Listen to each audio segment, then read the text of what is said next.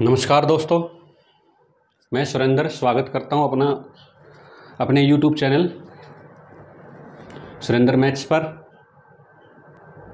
आज हम improper integral and their convergence आज पढ़ेंगे when the improper integral of second kind. इससे पहले वाले लेक्चर में 2 लेक्चर कराए थे, तो उसमें हमने improper integral first kind, second kind और थर्ड काइंड और मिक्स काइंड, ये तीनों की डेफिनेशन पढ़ी थी और improper integral of first kind के कुछ क्वेश्चन किए थे। आज हम पढ़ेंगे when the improper integral of second kind. तो सेकंड काइंड का इम्प्रॉपर इंटीग्रल क्या होता है, उसके अंदर लिमिट तो क्या रहती है, फाइनाइट। जो इंटरवल होता है वो कैसा होता है, फाइनाइट होता है, लेकिन उन इंटरवल पर जो ऐप होता है उसकी क्या होती है, इनफाइनाइट डिसकंटिन्यूटी। या तो ए पर हो सकती है, या बी पर हो सकती है, या फिर दोनों पर भी हो सकती है। तो उसके लिए हमने क्या है, इनफाइनाइट डिसकंटिन्यूटी का मतलब है अगर एक ऐसा पॉइंट जिस पर ऐप की वैल्यू क्या आ जाए, इनफाइनाइट, तो उसको बोलते हैं पॉइंट ऑफ इनफाइनाइट डिसकंटिन्यूटी। ठीक है ना। या ए के ऊपर ऐप की इनफाइनाइट डिसकंटिन्यूटी आती है तो उसको बोलेंगे अगर भाई वो इनफाइनाइट पे जंप मार गया, ठीक है ना, ऐसे बोलेंगे। तो ए के ऊपर या तो इनफाइनाइट आ गया तो A is the point of infinite discontinuity. B के ऊपर अगर ऐप की वैल्यू इनफाइनाइट आ गई तो B is the point of infinite discontinuity, right. अगर if a is only point of infinite discontinuity of f, then we define a to be f dx। तो a point पर अगर f infinite discontinuous आता है, ठीक है ना, तो f की वैल्यू क्या हो जाएगी, इनफाइनाइट हो जाएगी a के ऊपर। तो क्या करेंगे, limit epsilon tends to 0 plus a plus epsilon b f dx, और फिर इसको क्या कर देंगे, इंटीग्रेशन करके सोल्व कर देंगे, एप्सिलॉन टेंड्स टू 0 प्लस। अब देखो, अब आप सोच रहे हो कि एप्सिलॉन टेंड्स टू 0 प्लस क्यों लिया, तो इसका कारण होता है क्या, अभी जो लिमिट होती है वो a और b के बीच में होती है। मतलब क्या हुआ, अभी जो इंटीग्रेशन की वैल्यू है वो a से ऊपर और b से नीचे आएगी। मतलब क्या है, अगर भी इस इंटीग्रेशन की जो a और b की लिमिट है वो a से नीचे नहीं हो सकती और b से ऊपर नहीं हो सकती। तो a प्लस एप्सिलॉन किया है, तो a प्लस एप्सिलॉन अगर मैं एप्सिलॉन टेंड्स टू 0 नेगेटिव कर दूंगा तो क्या होगा, अभी जो पॉइंट जो एप्सिलॉन जो है इधर से आएगा, एप्सिलॉन अगर एप्सिलॉन टेंड्स टू 0 नेगेटिव करूँगा तो एप्सिलॉन की वैल्यू 0 की तरफ किससे आएगी, नेगेटिव की तरफ। तो नेगेटिव की तरफ से आ जाएगा तो एप्सिलॉन क्या हो जाएगा, नेगेटिव हो जाएगा, क्योंकि एप्सिलॉन कभी 0 तो हो नहीं सकता, 0 से छोटा रहेगा, तो एप्सिलॉन क्या रहेगा, नेगेटिव रहेगा। तो नेगेटिव रहेगा तो a माइनस समथिंग हो जाएगा और ये लिमिट क्या हो जाएगी, a से छोटी हो जाएगी, ठीक है ना। तो इसलिए हम क्या रखते हैं, a प्लस एप्सिलॉन और एप्सिलॉन टेंड्स टू पॉजिटिव, ठीक है ना। तो हम इधर से लेंगे वैल्यू, तो क्या रहेगा, कुछ ना कुछ पॉजिटिव रहेगा और लिमिट क्या रहेगी, a और b के बीच में रहेगी, a से बड़ी रहेगी या a के इक्वल रहेगी, ठीक है ना। सिमिलरली आगे देखो, तो क्या किया, limit epsilon tends to 0 positive a plus epsilon b f dx provided limit exist as a finite number. अगर इसका आंसर फाइनाइट आ गया तो इस इंटीग्रल को क्या बोल देंगे हम, कन्वर्जेंट है, otherwise divergent. Similarly if b is the only point of infinite discontinuity of f, then we define a to be f dx limit epsilon tends to 0 positive ही रखेंगे। अब की क्या कर लेंगे, अपर लिमिट में से माइनस कर देंगे, यहाँ जोड़ेंगे तभी a और एक a से ऊपर वैल्यू रहेगी, यहाँ घटाएंगे तभी b से नीचे वैल्यू रहेगी। अगर यहाँ पर देखो एप्सिलॉन टेंड्स टू 0 पॉजिटिव है, अगर यहाँ से कुछ वैल्यू घटाएंगे, यानी कि देखो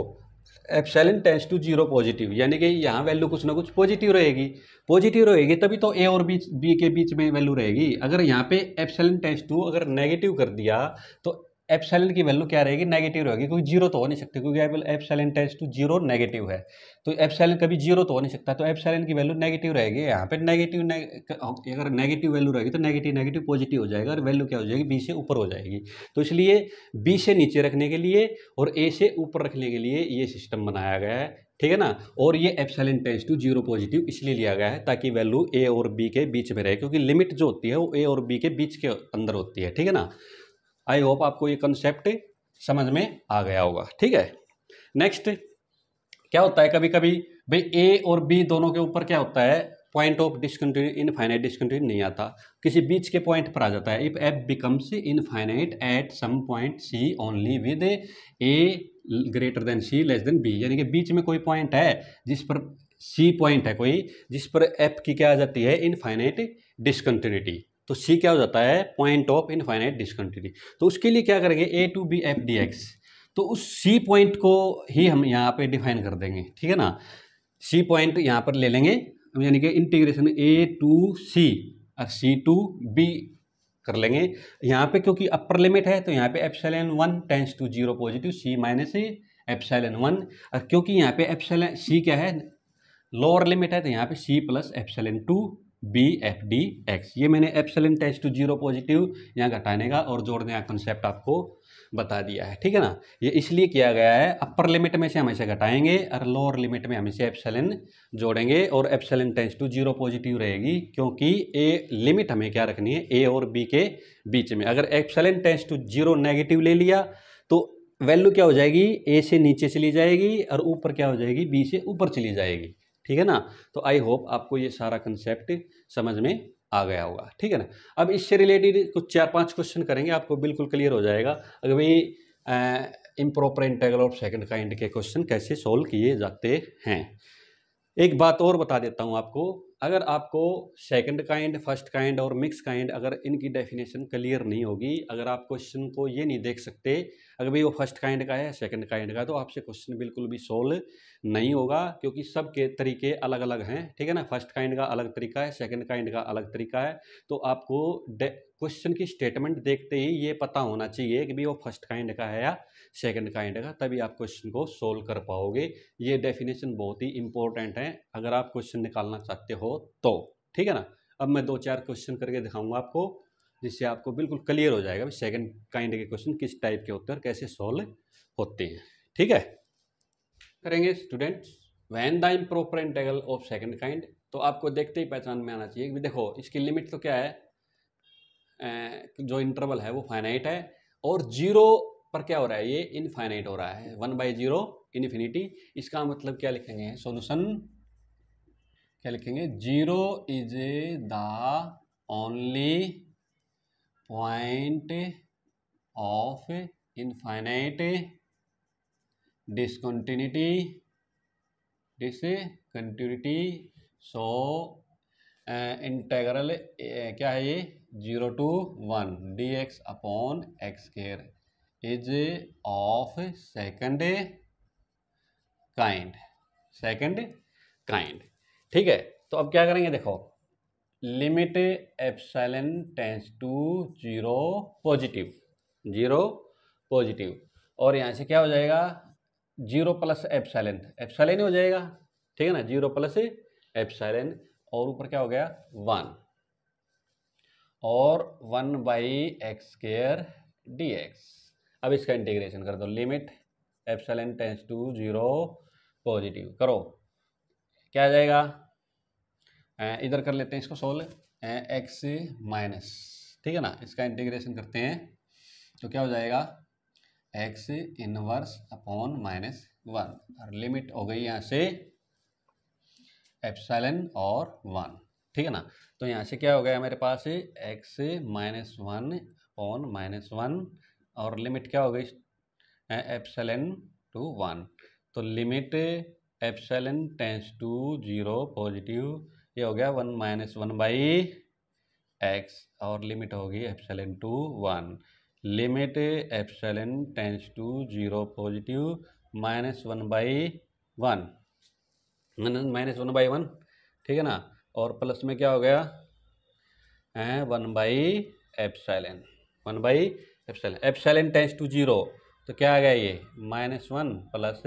इन्फिनिटी इक्वल टू क्या आ गया, infinity. It means that is not a limit exist तो कर गई, लेकिन कैसा आंसर आया, इनफाइनाइट, ठीक है ना, फाइनाइट नंबर नहीं आया था, इसका मतलब ये इंटीग्रल क्या हो गया, डाइवर्जेंट, क्या हो गया, डाइवर्जेंट, ओके। सेकंड एग्जांपल देखो, यहाँ देखो सॉल्यूशन, देखो यहाँ 1 - 1 क्या हो रहा है, 0, तो 0/, समथिंग बाई 0 इन्फिनिटी, इसका मतलब क्या लिखेंगे, 1 is only point of infinite discontinuity, so integral 1 to x upon is of second kind. Okay, so limit epsilon tends to 0 positive 1 plus epsilon 2, यहाँ से क्या करेंगे, देखो x एक घटा देंगे, एक जोड़ देंगे, ताकि मेरा सिस्टम ठीक से हो जाए, राइट। ये आप इंटीग्रेशन में आप पहले से भी करते थे। तो यहाँ से थोड़ा थोड़ा इसको देखो क्या करेंगे, limit epsilon tends to 0 positive, यहाँ देखो x-1 अपॉन x-1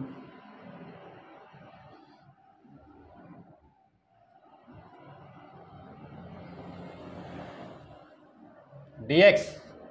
प्लस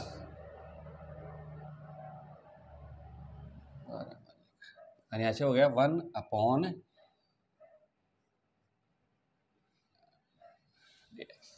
और लिमिट हो गई 1 plus epsilon to 2, this implies, यहाँ से कितना हो गया, limit epsilon tends to 0 positive 1 plus epsilon 2, यहाँ से आ गया x-1 की power 1/2 dx plus limit epsilon tends to 0 positive, यहाँ से क्या आ गया मेरे पास x-1 की पावर -1/2 dx और लिमिट हो गई मेरे पास dear 1 plus epsilon to 2। Integration करते हैं कि करके, limit epsilon tends to 0 positive, यहाँ से आ गया मेरे पास x-1 कितना हो गया 3/2 और ये हो गया 3/2 और लिमिट लगा दी हमने 1 plus epsilon to 2 plus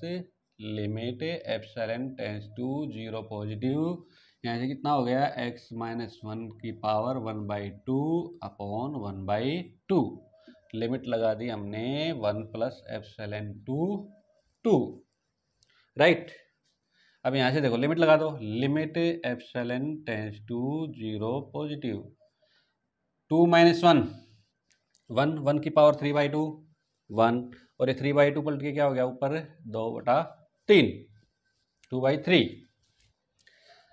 minus 1 plus epsilon 1 plus epsilon और -1 1 से 1 कैंसल अपॉन ये 2/3 टोटल के इसमें ले लेते हैं, तो यहाँ से क्या हो जाएगा 2/3 को बाहर ले लेते हैं, तो यहाँ बच गया मेरे पास 1 माइनस 1 प्लस एप्सिलॉन -1, ठीक है ना, ये तो है ही, और इसकी पावर है 3/2 और plus limit epsilon tends to 0 positive, यहाँ से क्या आ गया 2 - 1 ये 2 ये 1/2 पलट के यहाँ से आएगा 2, तो 2 - 1 1 की पावर 1/2, यहाँ भी 1 बच गया माइनस 1 प्लस एप्सिलॉन -1 1 से 1 कैंसिल और इसकी पावर है 1/2, ठीक है, ये आ गया हमारे पास। तो यहाँ से आ गया मेरे पास डियर एप्सिलॉन टेंड्स टू 0 करा दो, तो यहाँ से 0 हो गया, तो ये 2/3 बच गया, यहाँ से तो 2/3 और प्लस यहाँ क्या बच गया एप्सिलॉन टेंड्स टू 0 पॉजिटिव, तो ये भी यहाँ पे क्या बच गया 0 की पावर 1/2 सब खत्म, क्या आ गया यहाँ पे 2, ये कितना आ गया 8/3 which is a finite number, so this integration is convergent, right. I hope आपको सेकंड काइंड के क्वेश्चन कुछ समझ में आ गए होंगे। एक दो एग्जाम्पल और कर लेते हैं, बिल्कुल क्लियर हो जाए। 0 to 1 dx upon 1 minus x का अंडर रूट। अब देखो 1 minus 1 0, 1 is the only point of infinite discontinuity, क्योंकि 1 माइनस 1 0, समथिंग बाई 0 इनफाइनाइट, ठीक है ना। तो 1 के ऊपर क्या हो रहा है यहाँ पर,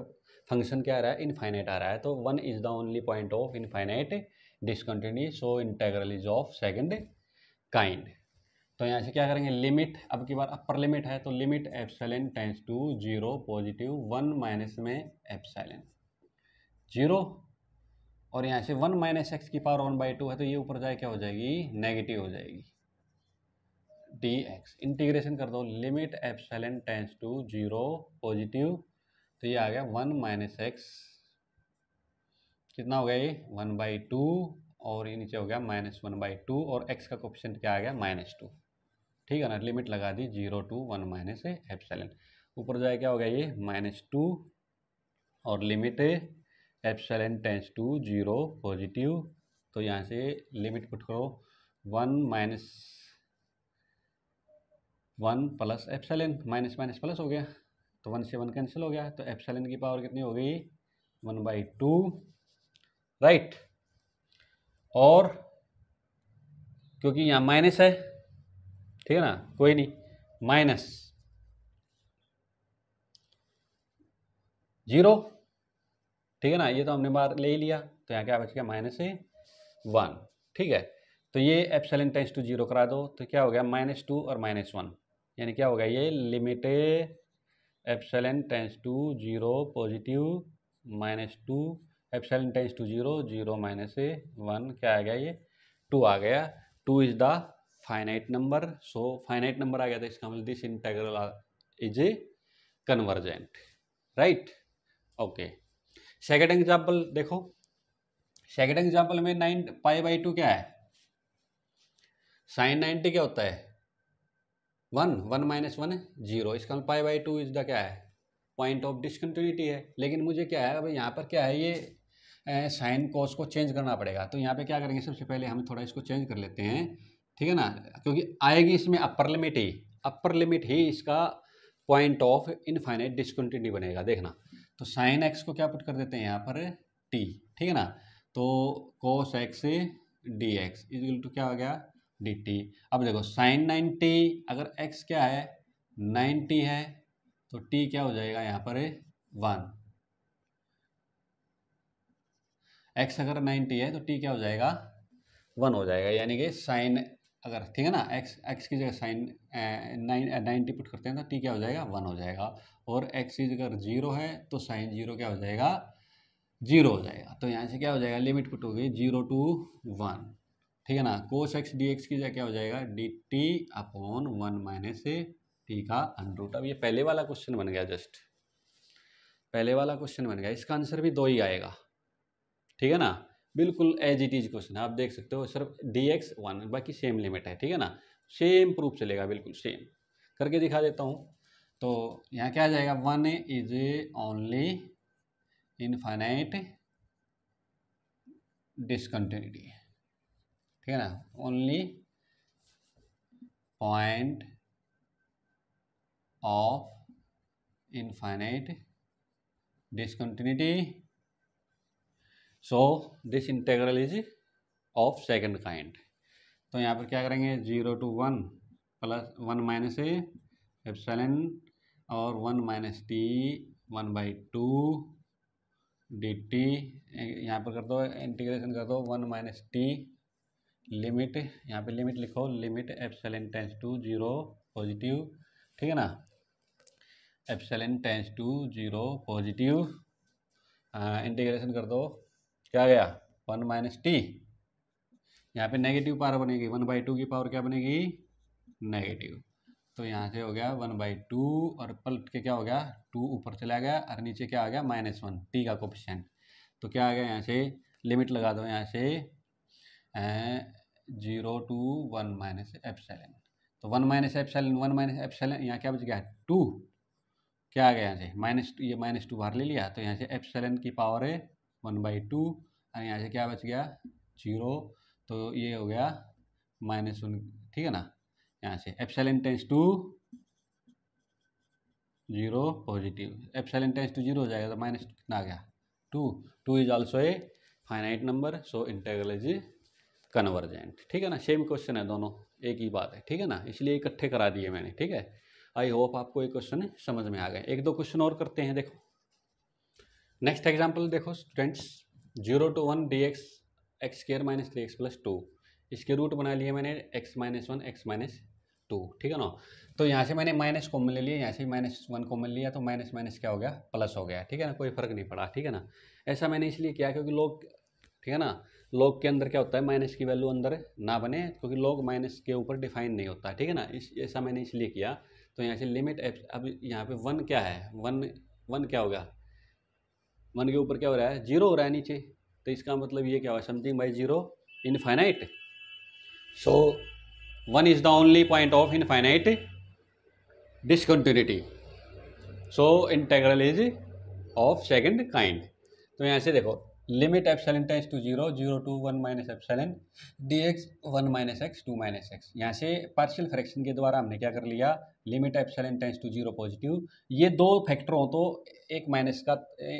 1/1 माइनस एक्स और माइनस 1/2 माइनस एक्स, और लिमिट अलग अलग लगा ली। ठीक है, ओके। अब यहाँ से देखो इसका इंटीग्रेशन कर देते हैं, limit epsilon tends to 0 positive. तो देखो ये क्या है, 1 क्या हो जाएगा सीधा log 1 minus x, log x 1/x का फार्मूला क्या होता है, log x, और इनटू में x का कोफिशिएंट वो क्या होता है, माइनस आगे आ जाता है। ठीक है, और लिमिट लगा दी हमने 0 to 1 minus epsilon, minus limit epsilon tends to 0। तो यहाँ से क्या आया स्टूडेंट्स, log 2 माइनस एक्स और x का कोफिशिएंट माइनस आगे, और limit same 0 to 1 minus epsilon. Put करो limit, limit epsilon tends to 0 positive minus log 1 minus 1 minus minus plus का एप्सिलॉन, तो 1 से 1 कट गया, तो यहाँ आ गया एप्सिलॉन माइनस माइनस माइनस से प्लस 0, और log 1 क्या हुआ, देखो 1 माइनस 0 log 1 क्या हो गया, 0 हो गया, right. Minus limit epsilon tends to 0 positive, ठीक है, minus log 2 minus 1 plus epsilon, तो 2 माइनस 1 कितना हो गया, 1 plus epsilon minus minus plus कितना हो गया, log 2, क्योंकि समझ में आई बात है, माइनस प्लस 2 माइनस 0 तो log 2। तो यहाँ से क्या आ गया dear students, limit epsilon tends to 0 positive. देखो माइनस माइनस क्या हो गया, ये प्लस हो गया, तो यहाँ से हो गया ये log 1 plus epsilon minus log epsilon plus log 2, इकट्ठा कर लेते हैं सारा, तो यहाँ से हो गया ये log m minus log n का formula, log limit epsilon tends to 0 positive log 1 plus epsilon upon में एप्सिलॉन, राइट। और यहाँ से क्या आ गया, हाँ प्लस log 2, हमारे पास है log एप्सिलॉन टेंस टू 0 करा दिया, तो क्या आ गया यहाँ से इन्फिनिटी, प्लस log 2 बराबर क्या आ गया, इन्फिनिटी। इसका मतलब ये इंटीग्रल कैसा आ गया बच्चों, डाइवर्जेंट, कैसा आ गया ये, divergent, right, okay. Next question देखो बच्चों, -1 to 1 dx upon x square. अब देखो यहाँ ना तो -1 और 1 दोनों पे क्या हो रहा है, इनफाइनाइट नहीं बन रहा है, लेकिन -1 और 1 के बीच में क्या है, 0 पॉइंट है, तो 0 पॉइंट पर क्या बन रहा है, ये इनफाइनाइट बन रहा है। इसका मतलब 0 इज द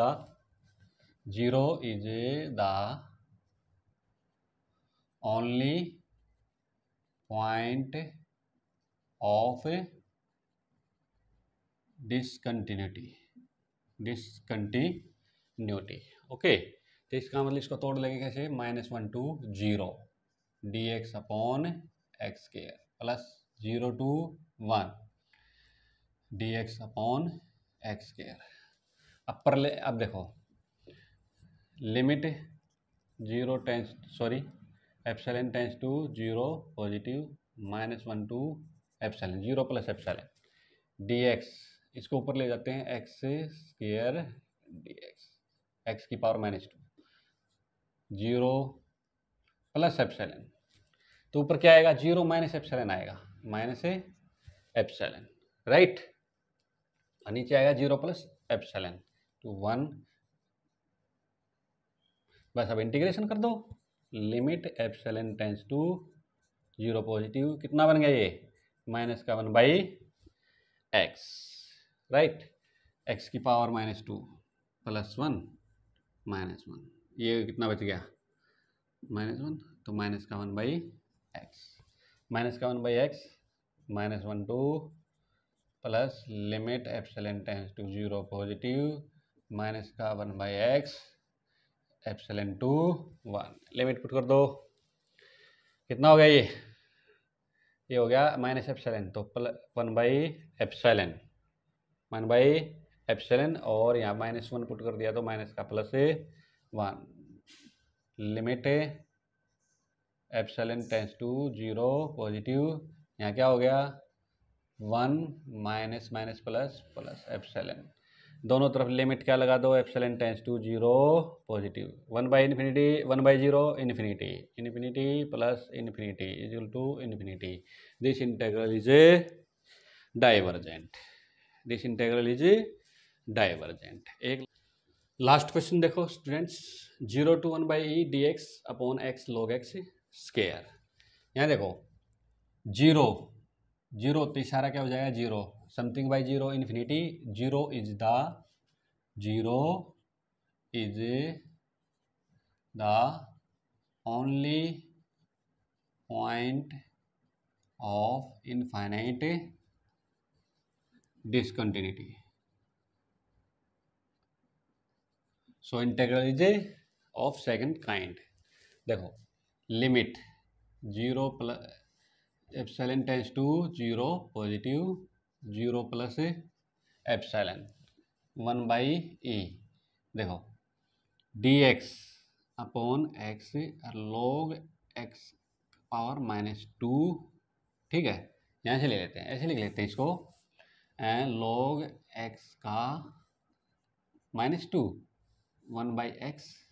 dx, ये आप जानते हो इंटीग्रल f'(x) fx की पावर n dx, ठीक है ना,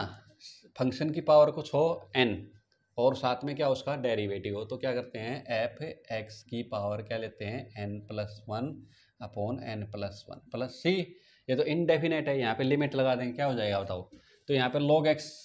की पावर -2 है और साथ में 1/x क्या है इसका डेरिवेटिव, तो क्या हो जाएगा यहाँ इसका इंटीग्रेशन,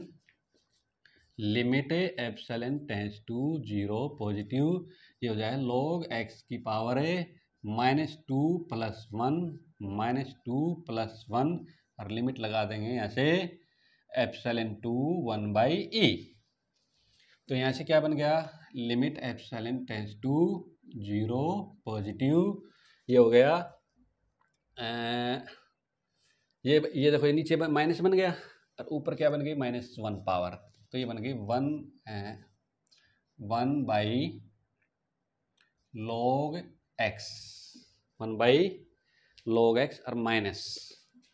यहाँ -1 पावर हो गई, ये -2 + 1 -1 और ऊपर से -1 हो गया, तो 1/log x और लिमिट लगा दो epsilon to 1/e, right, limit epsilon tends to zero positive, लगाओ लिमिट लगा दो, -1/log 1/e, 1/e और minus minus plus 1/log epsilon, ठीक है ना, यहाँ से तो इनफाइनाइट ही आ गए, ठीक है ना, ये चाहे कुछ भी हो, लेकिन एप्सिलॉन टेंस टू जब मैं जीरो करूँगा तो log जीरो क्या होता है, नहीं log जीरो तो -∞ बन गया, ठीक है ना, log जीरो बन गया। अब देखो ये 1/e इसको क्या लिखता हूँ मैं, ई इनवर्स, और ये माइनस आगे आ जाएगा तो माइनस माइनस प्लस हो जाएगा, limit e tends to zero positive, तो ये क्या हो जाएगा माइनस माइनस प्लस 1/log ई, है ना। log ई एम की पावर एन क्या होता है, एन log एम होता है, तो माइनस माइनस प्लस हो जाएगा और प्लस में 1/log epsilon. Epsilon tends to zero, 1/log e, log e क्या होता है 1 होता है, log ई क्या होता है 1, माइनस प्लस में क्या हो गया जीरो, क्या आ गया 1 आ गया। log जीरो क्या होता है माइनस इन्फिनिटी, और 1 माइनस इन्फिनिटी क्या हो गया जीरो हो गया, तो 1 आ गया। 1 is the finite number, so integral is converge.